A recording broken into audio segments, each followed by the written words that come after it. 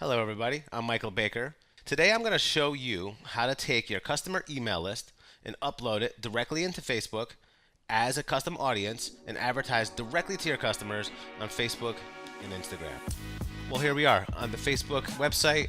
Do this from a desktop. Don't do this from a mobile app. Not yet, anyway. There's just a lot more room and it's a lot easier to see certain things, a lot of little details within the ad manager. So where you used to go is this little drop down arrow on the top right of the screen. And within here, it would say create ads, manage ads.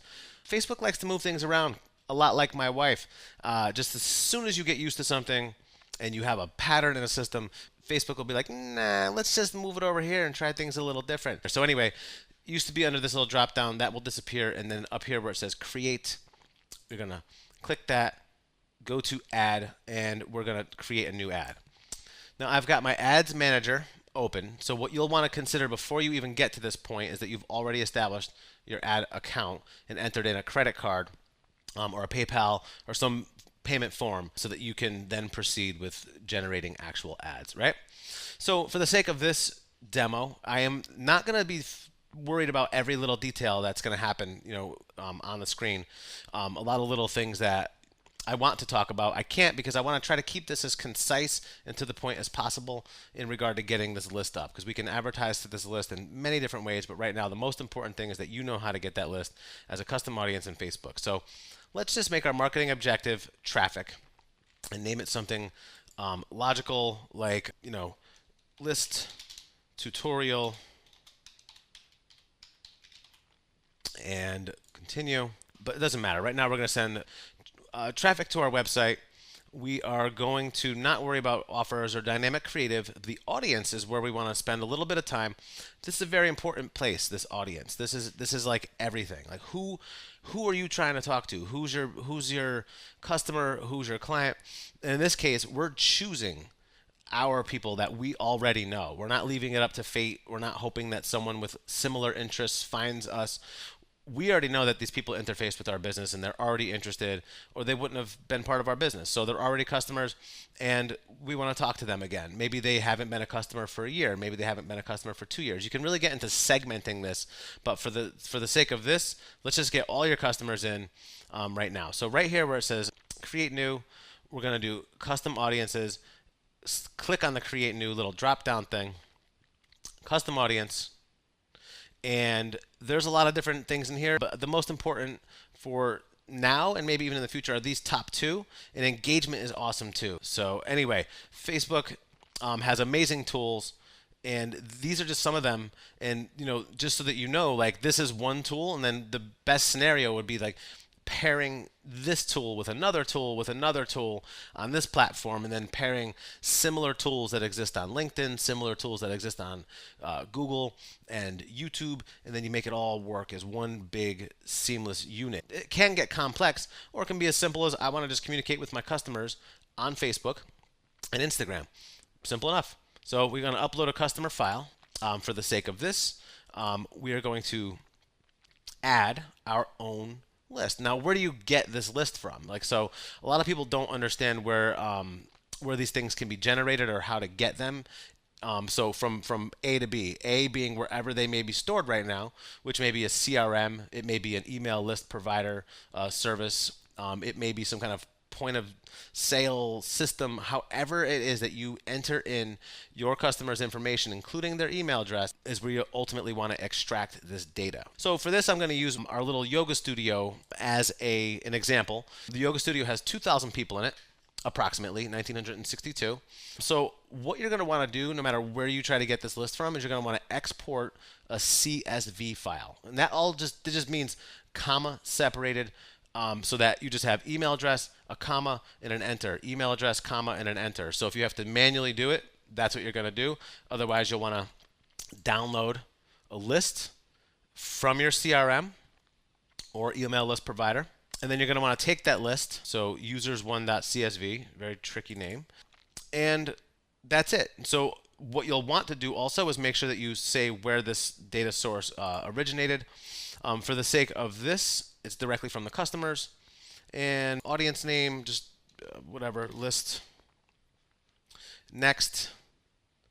And here, this also could seem like scary, but nothing matters except the email address. So do not upload is fine. Do not upload is fine. Email, great. And if your customers don't have an email address associated with them as an individual, you're not going to advertise to them. And Facebook will just ignore these junk email addresses. You could see some of these people didn't really enter in a proper email address. But out of the 2,000, let's say 1,500 of them have good emails, and then maybe half of them are going to be relevant, to Facebook, because not everyone uses the same email address for everything. Most people have 2, 3 email addresses, old email addresses, work email addresses.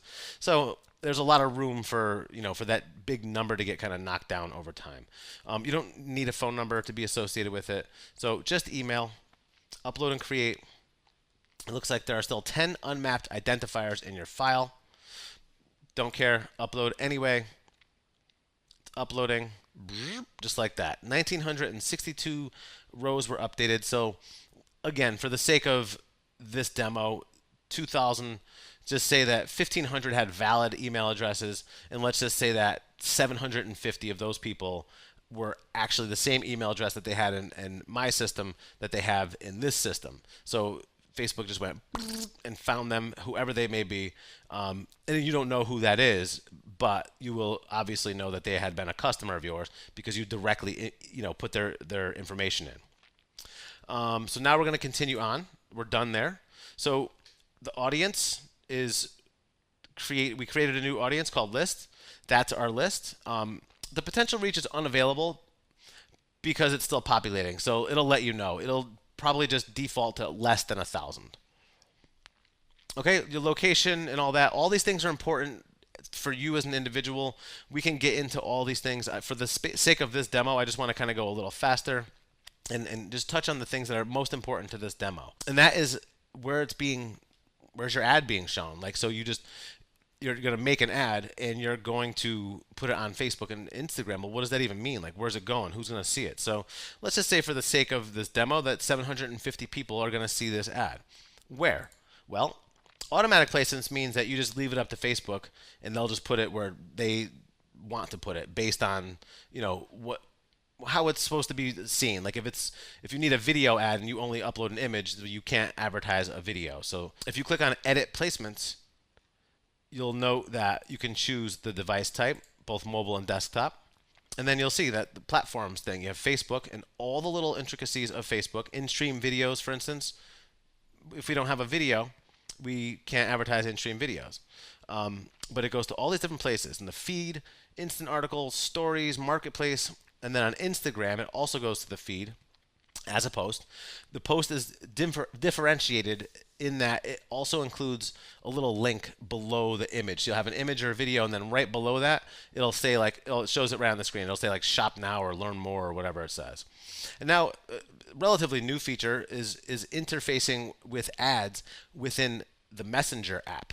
So, a lot of people have a detached Messenger experience, and you can get ads to appear right in conversations now and communicate with people in real time.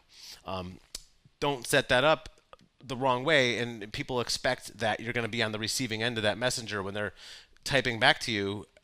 Make sure that if you're going to run ads there, that you have someone to man the ship, because nothing's worse than attracting a potential customer. They're trying to get a hold of you, and then they're like, "Oh, this is an unresponsive business. Forget this. I'm out of here." And then, so that's it. These are all the different places that it'll go. Again, this is powerful. This is powerful stuff. This is one little tool within this huge platform that evolves and grows all the time. So, staying tuned into like what those changes are, and then implementing those changes is always a challenge. So if you need help with that, you know who to call. So budgets, all this fun stuff, we're going to dive into all of these kind of things as time goes on. So we're going to continue. Hopefully, as you learn more, you'll explore more. And I'll be back to take another segment of the Facebook Ad Manager and go over it in depth. I'm here to help if you need me. Michael Baker Digital. Subscribe on YouTube because my numbers are really low and terrible. I just started. Thank you very much. See you soon.